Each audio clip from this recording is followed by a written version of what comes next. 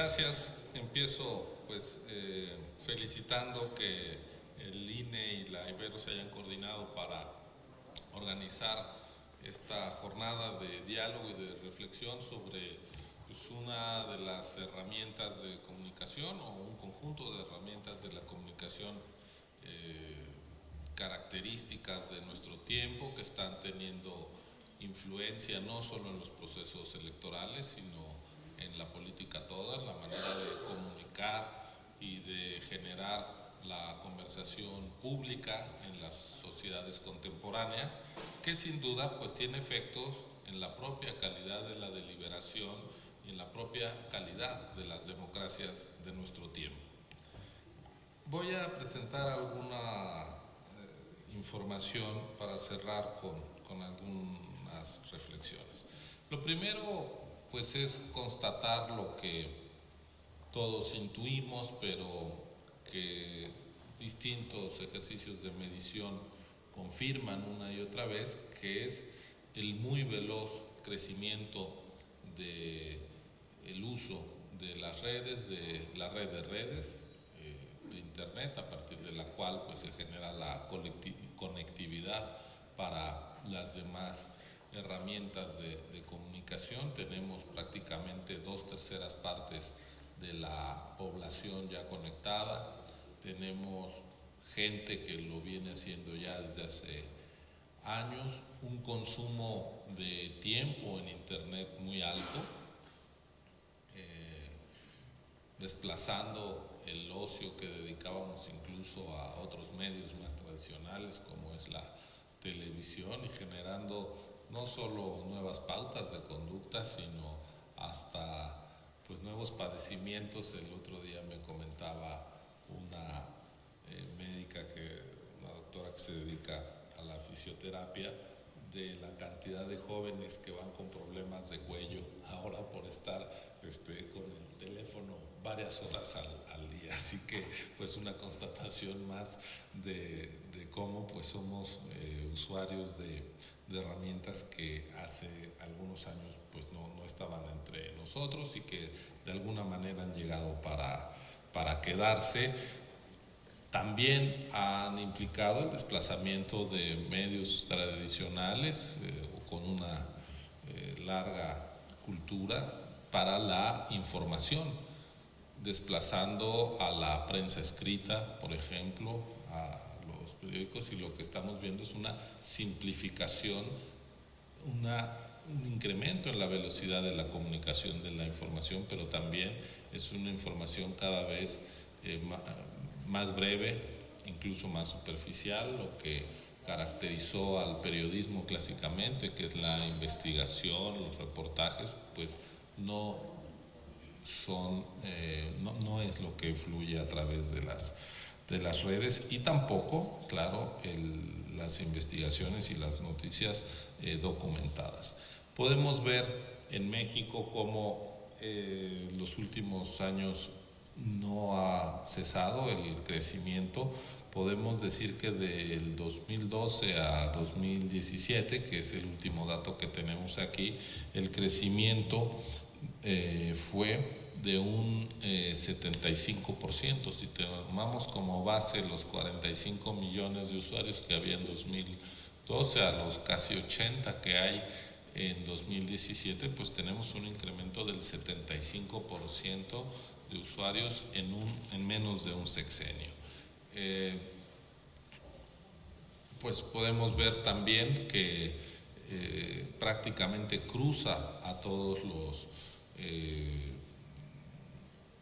a todas las cohortes de edad el uso de Internet, que está en todo el país con algunas diferencias, ahí sí, también pues que no necesariamente es del todo excluyente en términos socioeconómicos. Y yo me acuerdo de un ensayo de hace un par de décadas de José Joaquín Blanco, analizando la importancia de la televisión en los hogares pobres y cómo la televisión se había vuelto un bien de consumo de la canasta básica, es decir, el tener una televisión era lo que hacía que incluso los hogares de menor ingreso estuvieran conectados a la sociedad, fueran parte de la sociedad, y cómo el acceder a la televisión pues era una condición de integración a la sociedad de una manera pues muy básica, pero no tener televisión implicaba una exclusión adicional de los pobres.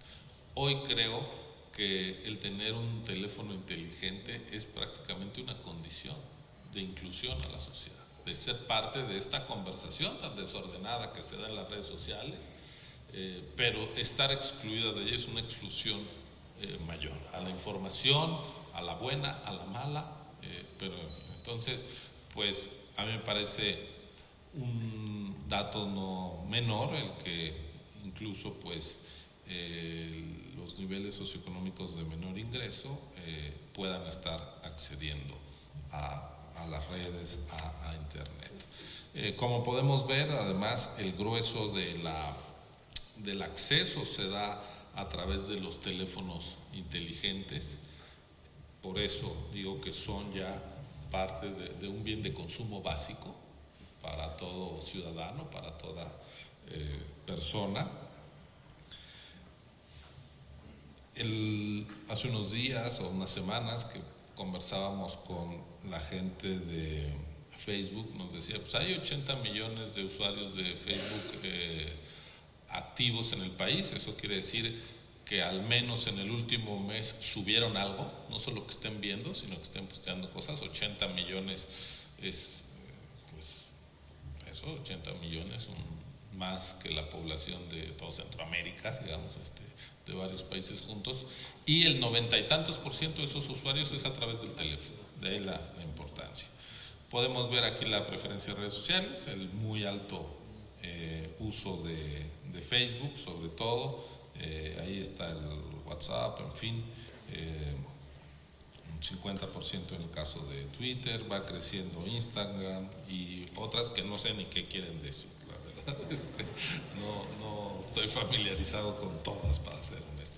Y bueno, es una herramienta a la que no puede renunciar ninguna institución, ningún partido político, nadie que quiera formar parte de la conversación pública o transmitir mensajes a la ciudadanía, a su público consumidor, puede darle la espalda a las redes sociales. Nosotros en el INE pues pueden ver que tenemos 713,000 seguidores en Twitter, 515,000 en Facebook y 51,000 en YouTube.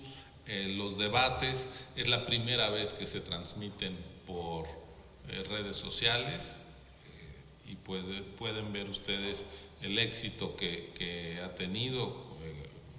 4.8 millones de reproducciones en Facebook, 885,000 visualizaciones en YouTube del primer debate. Fuimos trending topic número 1 esa noche a nivel mundial.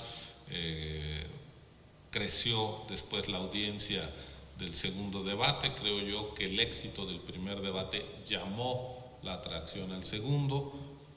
Vamos a ver el tercero cómo va.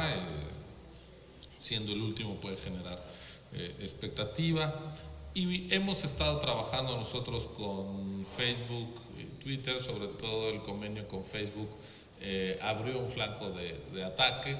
Yo creo que prácticamente no hay decisión de la autoridad que no sea cuestionada desde algún ángulo. Es pan nuestro de todos los días, pero la idea era simplemente usar estas herramientas para transmitir nuestra comunicación. En ningún momento se pretendió algún convenio para frenar, para callar, para limitar las expresiones que se dan todos los días en las redes sociales, sino para hacer llegar información nuestra, verificada, cierta. Por ejemplo, pues están los debates, pero también la posibilidad de identificar tu casilla. Nosotros antes gastábamos pues una cantidad importante de recursos públicos metiendo los famosos encartes. El día de la elección en el periódico, pues casi había otra edición del periódico con puras direcciones de casillas, ¿no? Era muy caro y pues no todo el mundo compra el periódico. Quizás es más fácil difundir hoy y además como nos recortaron 800 millones de pesos, fue una de las cosas de las que tuvimos que prescindir, y ahora usaremos las redes sociales e internet para que la gente sepa dónde está su casilla, y Google va a poner pues el localizador de la casilla para que con tu teléfono la vayas siguiendo y des con ella, que además pues estará donde casi siempre se suelen colocar. Otro tema, bueno, y central electoral, que es una de las criaturas de Rubén, aquí en el INE, pues va ya en su primer aniversario consolidándose como un espacio al que se accede para conocer información de la institución, de la autoridad electoral, y no solo desde México, sino ya pueden ver ustedes desde Estados Unidos, España, Argentina. Un asunto que cada vez es más relevante es el gasto en redes sociales. Es totalmente legítimo gastar en redes sociales. Yo digo que antes una característica y no se necesita ser experto en materia fiscalizadora, con tener un poco de memoria podemos ver que si algo ha cambiado en las campañas es que ha bajado la intensidad de la publicidad electoral en las calles, es decir, ya no hay en cada poste un pendón. Enhorabuena, digo yo, si había cierta contaminación visual de las ciudades, carreteras y demás, y hoy pues podemos ver que sí hay espectaculares, pero tampoco es que se trate de una contaminación del espacio público con propaganda, en parte creo por la misma fiscalización. Quizá los actores políticos, eso lo tendrán que decir ellos, que son quienes definen sus estrategias, han pensado que puede no ser tan redituable estar sobrecargando visualmente el espacio público para conectar empáticamente con el electorado, pero eso es solo una hipótesis mía. Y la otra es que pues la gente ya no va en el transporte público viendo las bardas para enterarse que hay un candidato, va viendo el teléfono, y ahí es donde está ahora la publicidad. Nosotros hemos establecido convenios con distintos, con Facebook, con Twitter, con YouTube, para ver cuánto dinero se está metiendo ahí. Hemos puesto algunas sanciones por omisión de gasto, porque es legítimo gastar en redes sociales. Es totalmente legítimo que potencies la llegada de tus mensajes a un público mayor. Pero eso tiene que ser claramente reportado ante la autoridad. Pueden ustedes ver el gasto en redes sociales que se lleva reportado hasta el momento, 110 millones, es lo que ellos dicen, ¿no? Luego hay que verificar que sea así. En el caso de la presidencia, tenemos a los senadores, las diputaciones federales, y aparte están todas las campañas locales que también estamos fiscalizando. Nosotros tenemos un sistema electoral hiperregulado que también se vuelve por eso altamente litigioso y luego poco comprensible, poco inteligible, ¿no? Hay disputas por un spot y entonces se pronuncia la comisión de quejas del INE si lo bajan o no, y luego eso va a la sala superior si se impugna, y finalmente sobre el fondo se pronuncia la sala regional especializada. O sea, imagínense los miles de spots que hay y puedes tener 3 pronunciamientos distintos de la autoridad, pues es, creo yo, una hiperregulación, y entonces esto da lugar a quejas. Pero también ahora sobre las redes sociales, y lo que podemos ver es que en el proceso electoral federal 2011-2012, el presidencial, hubo 55 quejas y ahora llevamos 59. No les va a dar si suman las últimas 4, porque hay denuncias que involucran varias redes. O sea, está en Facebook y también se mandó el mensaje en Twitter, pero así, quejas en singular van, aunque engloben a varias redes, 59. Yo decía, creció el número de usuarios en 75% de una elección presidencial a otra.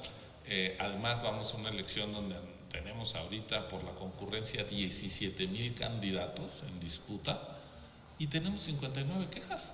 O sea, realmente no estamos teniendo una elección tan litigiosa alrededor de lo que pasa en las redes sociales. Como pueden ustedes ver, a mí como árbitro me resulta una buena noticia que no haya tantísimo litigio como en otras veces en el proceso electoral en curso.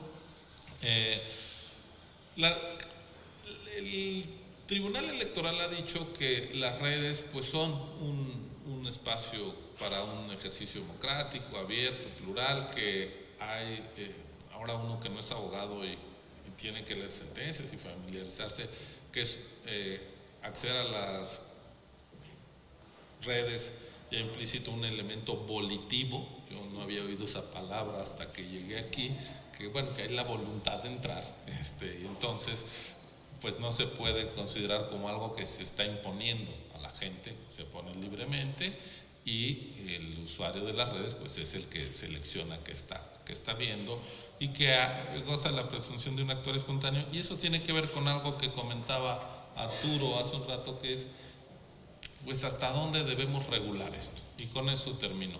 Yo creo que en materia de redes sociales y en general de lo que está pasando con la comunicación,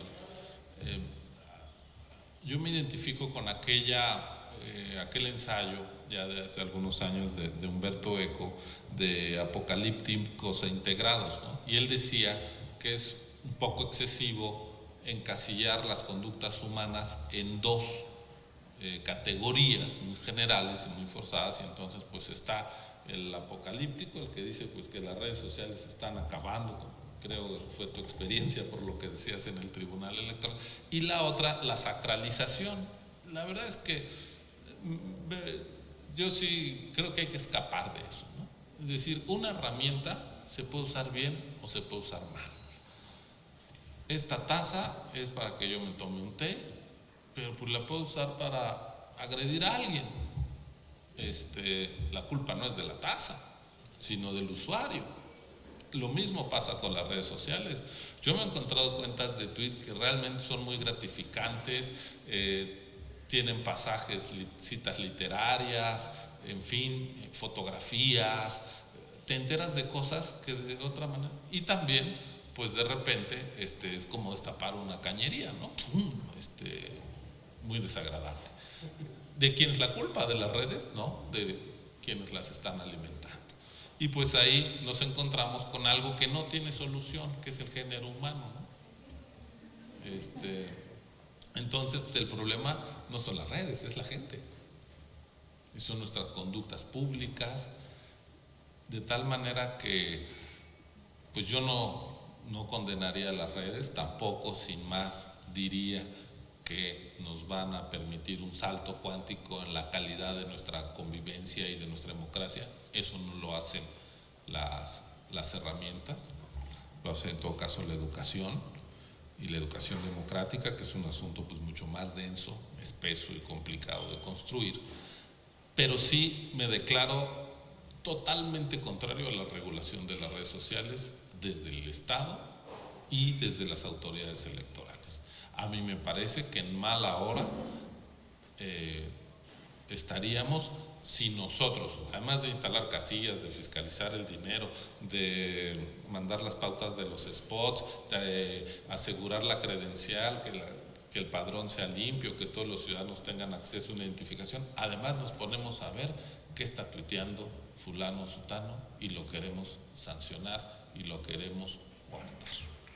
Me parece que debemos de ir hacia un modelo de democracia no hiperregulado, no barroco. Yo cambiaría el barroco por un estilo minimalista, de trazos sencillos y de máxima libertad.